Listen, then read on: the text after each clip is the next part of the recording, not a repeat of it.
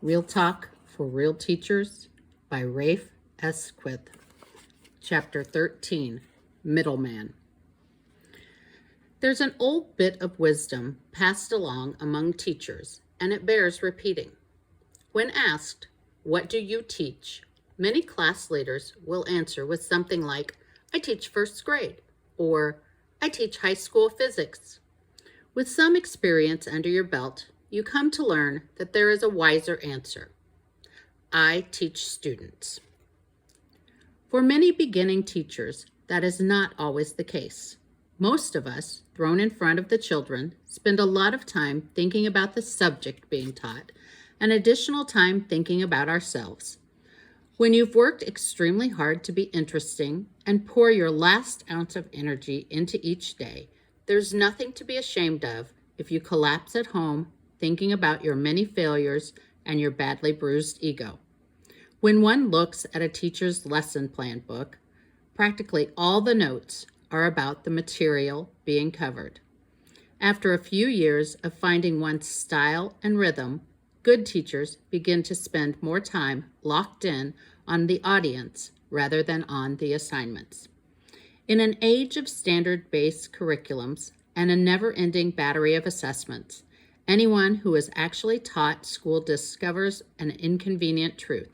Standards may be the same for all ninth graders, but not all ninth graders are the same. Even in a classroom assembled based on previous year's scores, grades, or teachers' reports, a supposedly homogeneous group of 25 students will showcase a remarkable differentiation. It's hard to teach to a huge range of abilities in both scholarship and behavior. Many classrooms contain some students ready to make the jump to college and others whose plans involve jumping out the window. This past year, for example, I worked with 34 fifth graders. Some of them were brilliant students, even classified as gifted. And this classification described not just their ability, but their performance. They were bright and happy students who looked forward to school every day. Wouldn't it be nice to have an entire class like that? No question, but those shining stars constituted only about 8 of the 34 students. Other students followed the path of least resistance. There were 2 10-year-old girls who openly spoke of having first babies at 15, just like their mothers. There was also Michael, a young man who, just a few months before joining my class, enters the girls' restroom, assaulted a 4th grader, pinned her to the ground, and spit in her face. Nice. There are endless ways to work with students. I'd like to share with you one way, not the way, to approach classroom management that I have found effective. It does not reach everyone. I have never met an honest teacher who believes every student bought what he was selling, but the idea is to reach as many as you can. As I get to know my class, I mentally place each child into one of 3 categories. This is a gross oversimplification of establishing a relationship with the kids, but it's a start. Kid 1. Kid 1 is the gift from God. He comes to school on time because he loves to learn. He is also highly intelligent and adored by his peers.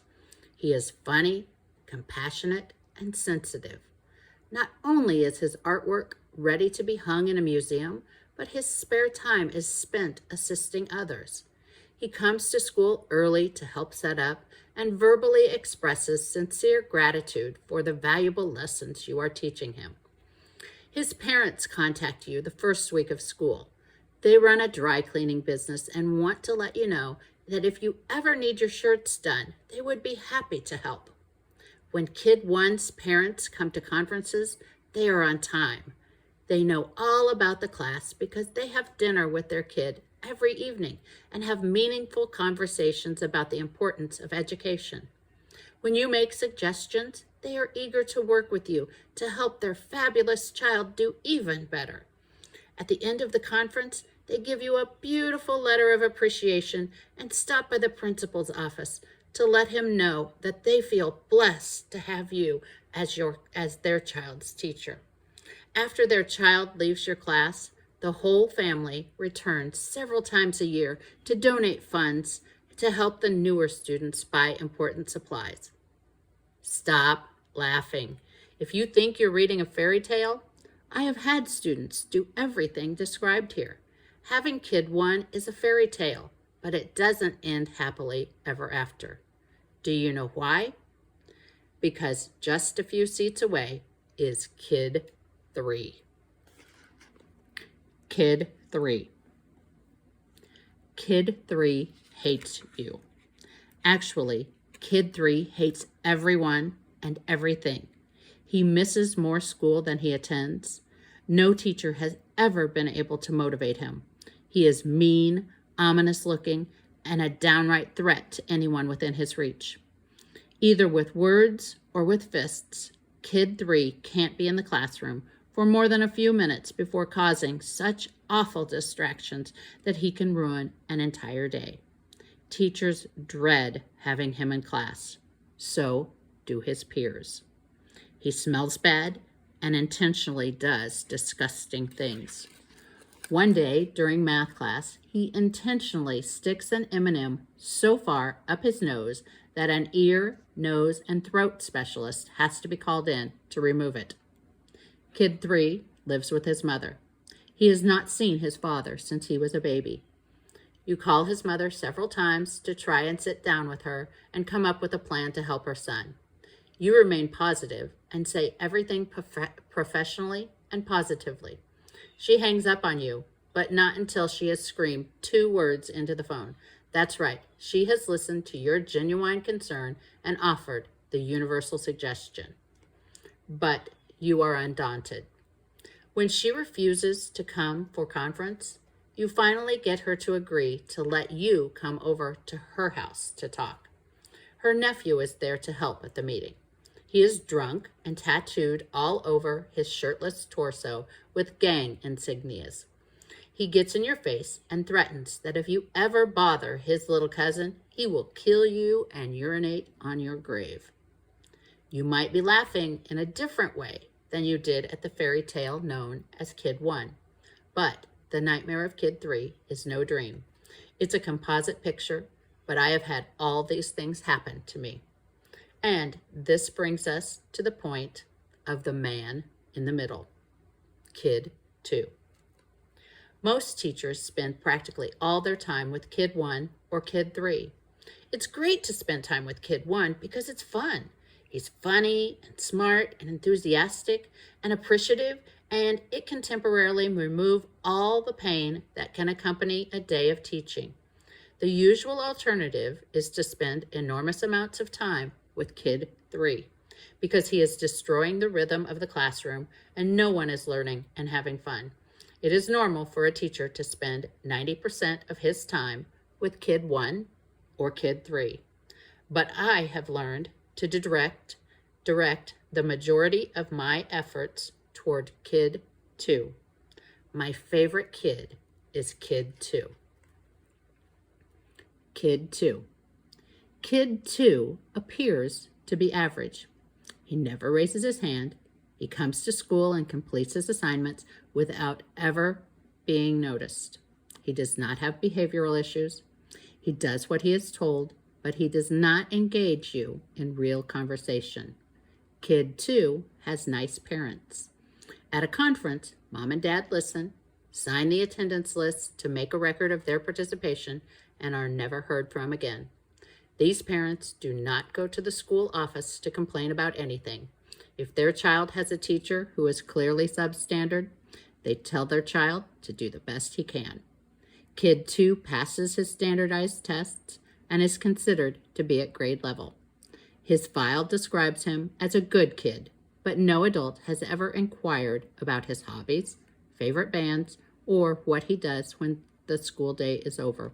His essays are bland, but basically grammatically correct, so a few comments are written until it's time to turn in another insipid piece of writing.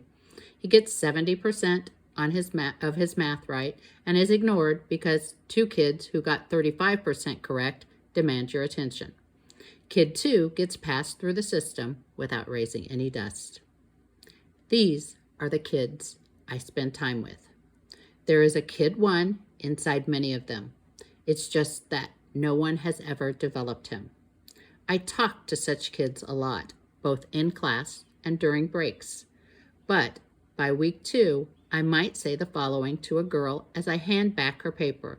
Cynthia, has anyone ever told you that you are a terrific writer? A silent head shakes no. Well, you are on your way. This essay you wrote is much better than the one you wrote from last week. What did you have for breakfast? Whatever it is, keep eating it. You know, Steinbeck was just a kid once too. This is not false praise. I simply tell the child that her work is improving and that I am excited because I believe her next bit of written work will be even better. I feigned shock that other teachers did not mention that Kid 2 sings well or is meticulous in her presentation of assignments. After being a wallflower, Kid 2 becomes so excited because someone has taken notice. Never underestimate the power of simply paying attention and offering honest praise. When this happens, the Kid 2s of the world begin to act and perform like Kid 1s. In the early part of this journey, many students are so happy that a teacher has noticed them that they fall into the trap of the 3rd stage of Kohlberg's 6 stages of moral development. That is, they work hard to please the teacher. It's not catastrophic, but as the year continues, remind such students that you are simply a bystander. Eventually, these enthusiastic students will see that they are not working for you, but for themselves. Pay a lot of individual attention to these undiscovered jewels. In math, they often get from 70 to 75% of the questions right. Because they are considered proficient, their teachers have paid them little mind because the kids who are failing miserably need extra help and guidance. I tell the kids that if they are getting 70% of a test right, it indicates that they basically understand the material. In fact, I explain if they understand most of the material, it indicates to me that they are closer to 95 or 100% than they believe. But I believe. I tell them I believe strongly. I advise them to internalize Marian Wright Edelman's suggestion to assign yourself. As I do not give a lot of homework, they could practice extra math at home. I ask them to recite to me some extra things they could do. Kids learn to say that they could do a few extra problems that are printed at the back of their books. They could redo some of the practice pages they have done. And best of all, they realize they could make up their own problems to solve. Because such assignments are not forced upon them, but created by the student, they work longer and with much more purpose than they would on assignments that were shoved down their throats. Just last year, when my students took the dreaded California Standards Test, I tracked all of my Kid 2s. It is said that if students improve from the year before by at least 7 points, progress has been made. The Kid 2s increased their averages by more than 80 points. Many of them got perfect scores after 2 days of the math assessment. They are not Kid 2s anymore. Somebody paid attention, and that led to excitement, self-confidence, and measurable differences.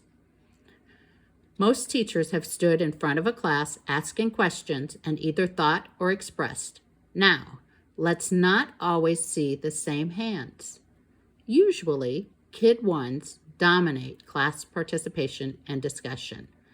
They will change as the year goes on, and far more hands will be raised. The Kid 2s learn that you believe in them, and now they believe in themselves too. Their arms get exercised, and their voices heard for the first time in their school careers. There is a bonus that comes with focusing on Kid 2s. An aftershock affects the Kid 3s who find themselves suddenly outnumbered. In the past, when Kid 3 planned to disrupt the class, Kid 2 was often the target or a reluctant collaborator. With the Kid 2s so engrossed in their assignments, the Kid 3s have nowhere to direct their negative energy. While with the Kid 3 approach, several positive things can happen. Kid 1s will continue to soar. These kids always do well, even in their brilliance, if their brilliance gets a little less attention. Eventually, they play a new role in class. While you are giving extra help to a Kid 2, have a Kid 1 work with a Kid 3. Kid 3 learns that classmates he used to despise are actually nice people who care about him. It is not the job of a top student to spend all his time being his special helper. Great achievers need to spend most of their day going far beyond the basic assignments. But to spend a few minutes a day assisting someone in need helps both the top student and the one mired on the bottom. During this time, a teacher is freed up to address the middleman, who won't be stuck in the middle much longer. There is a sad truth about Kid 3. Most students who are far behind did not get there simply because of a lack of ability. Hostile and disruptive students usually bring all sorts of baggage to the classroom. Their lives of struggle did not happen overnight. A check of past records will normally show a pattern of scholastic failure for a long time, despite the help of teachers who cared. With the Kid 2s showing what is possible, Kid 3s may begin to discover that they can do the work. The reality is that a Kid 3 may do much better in your class, only to fall down in the future when he is in a culture that does not create the possibility of success. However, if a teacher can at least show a troubled youngster a glimpse of the possibility, there is still hope. Some teachers love the challenge of rescuing a Kid 3 from the depths of despair. The challenge to get a kid moving whom no one else seemed to be able to reach is both admirable and an essential part of teaching. Just know that while you are spending many hours with a student who may be beyond your help, there is a Kid 2 sitting quietly, saying nothing, and moving on toward an ordinary life. Kid 2s matter just as much. Go after the middle, and the odds increase that everyone in the class will do better as a result of your aiming your focus where a few have looked before. For your consideration. Early in the year, take a careful look at the students. Find kids with ability who are in the middle. Make an effort to call on them in class when you know they know the answer. Have a couple of private conversations with Kid 2s to make sure they know you believe in them. Make sure Kid 3 knows he is one of many and will not get more attention than any other student. He must understand that you care, but that other students matter as well. If a Kid 3 confides his sad story to you, show empathy, but explain that everyone has problems. You believe he can overcome his situation, and you have seen many students do so. Be kind, but firm. Try assigning a Kid 1 to be a guardian angel for a Kid 3. Make sure Kid 3 has his phone number and access to him so he knows he has somewhere to go at all times for help. Make sure your students measure their progress against their own past performances, not other people's. Teach them that there will always be a faster runner, better writer, or more accurate calculator of math. Show them by their previous work that they are getting better, and do not hold up other kids' work in front of them. Never give up. Your students will if you do. Have a goal that one day you will receive a letter from a student that will say, "You believed in me before I believed in myself."